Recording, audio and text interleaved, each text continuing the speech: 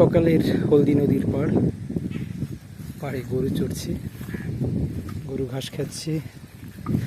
আপনারা দেখতে পাচ্ছেন এই একটা গরু আমার দিকে এগিয়ে আসছে আমাকে দেখে। একটা শান্ত পরিবেশ,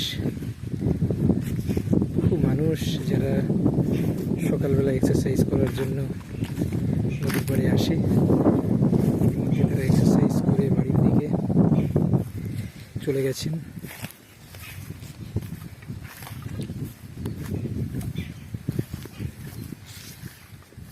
অনেকগুলো গরু এখানে চলছে।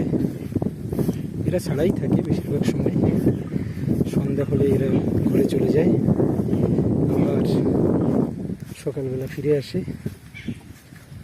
এই হচ্ছে হলদি নদী, আর লেফট সাইডে বিদ্যাসাগর পার্কের অপোজিট সাইডে রয়েছে হুগলি নদী, হলদি আর হুগলির মিলনস্থল। আমরা দেখতে পাচ্ছি কিছু জাহাজও দাঁড়িয়ে আছে। সুন্দর মনোরম পরিবেশ।